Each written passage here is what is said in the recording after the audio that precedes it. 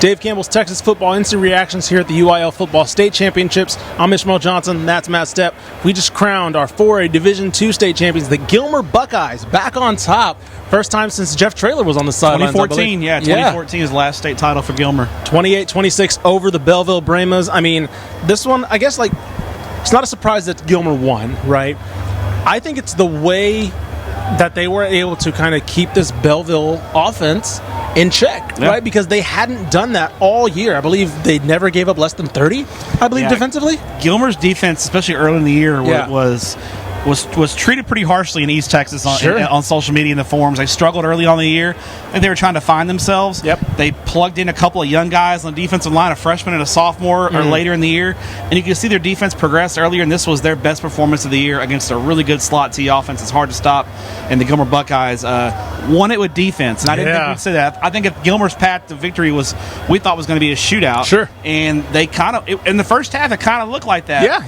But their defense allowed only 6 points in the second half, and it was enough to get the win. And a couple of key turnovers in the red zone, stopping Bellville drives, and Gilmer's defense was really the story in this game, along with Will Henderson. I was about to say, look, that guy right there, one offensive MVP, very fittingly. How many did they finish with?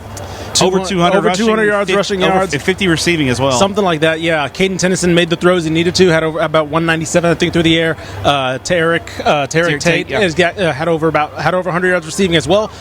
But, it went through Will Henderson, and especially that last first down, right? They choose to go for it, 4th and 6, and they realize, okay, at that scenario, it was under a minute to play.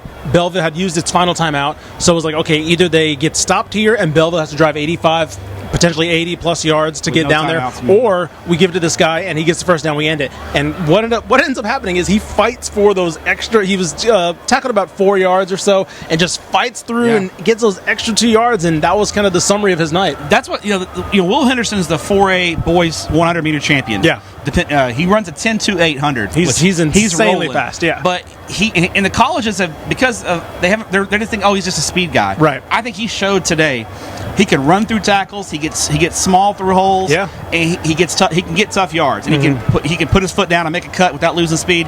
He showed the whole arsenal tonight, and I think Will Henderson is going to get himself a lot of scholarship offers after his performance tonight. He was really impressive, and guess what? You can't teach 10.28 in the 100. I was about to say that's the one thing that colleges aren't worried about is that speed that he showed on that 160-plus yard run early in the game. That was just sensational. But look, Gilmer's back on top, right? East Texas, and this is a program that's been wanting to get there. Of course, the last time they were here, they did not enjoy their time, right? Yeah, they lost the last 3 times they've been here. Three times. And so this playoff run, right? Knocking off Carthage, beating who they beat in the semifinals again? They knocked off Glen Rose in the semis. That's right, Glen Rose in the semis.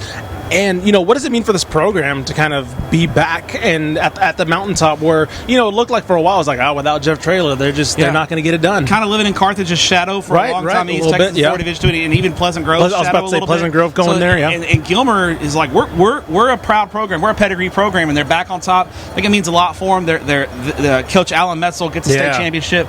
And touching on what Gilmer's been through in the past few weeks, for those of you who don't know, Jeremiah Noble, number 13, his mother and his aunt were murdered right before the playoffs started. They kind of dedicated this playoff run to him. You saw their camouflage shirts. The Army of Buckeyes was dedicated to Noble's family. A tragic thing, but it really brought Gilmer's team in town together.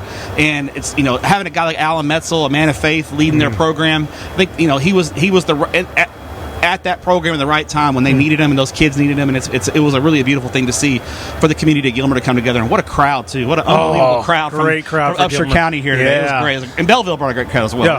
This was a fun game. Really, really good game. Really good crowd. Probably the best game of the weekend so far. I would say best wire to wire game of the weekend. I would say. So go ahead. I'll say Belleville, nothing to shame their heads about. What a great year! 15-1, first time in the state championship since the late 70s. Got a lot of guys back. Dee Murray, Corey and Hood are back. DJ Sanders is back. I think for Belleville, you got to be wondering a little bit what if. The 2 turnovers in the red zone. What if we convert those? Miss PAT. And I think, Dee Murray, He only had 10 touches today. Yeah. You know, I feel like, you know, Will Henderson had 30 touches. And I think that's where you see maybe Bellville, you know, maybe looking back on it, you know, maybe give D.D. Berry a few more touches. He's a dynamic player, but he's back. But I think in these situations, you got to get the ball to your best guy's hands a little bit more. I was going to say, the only time really we saw the offense for Bellville working was the 2 long Hernicki runs, because it was like, and I think that's a testament to how well Gilmer schemed against this, because they weren't getting, usually it's like the 3-3-3, you know, slot T works, 3 yards, then the burst, but it was like they weren't even getting 3 most of the times. It was just 0 and 1. Right, I was about to say, it was just those 2 long runs that were the big ones that Gilmer gave up. So aside from those 2 runs, this running offense was just really held in check, and credit to the Buckeye defense for, again, shutting people like us up who said, like, we don't think this defense can handle it, and they did. They stepped up. It's not easy to prepare for a slot T within a week. And they got it done. Credit to Coach Metzel and his defensive staff. Gilmer, 13-3, deserving state champs. They ran the gauntlet and came out of it champions. So credit to the black and orange. Yeah, for sure. Jeff Traylor in the house too. He was very happy on the sidelines watching. Noted Gilmer alum there. He was, I think, pretty fired. He had a rooting interest in this game. No doubt about it. Easily. So congratulations to the Gilmer Buckeyes. 4A's all done. We got 5A Division I coming up now. TexasFootball.com. We'll be here all week. We got one more game for Friday, and then our last day tomorrow, Saturday. TexasFootball.com, DCTF on Twitter, everywhere. We'll be here.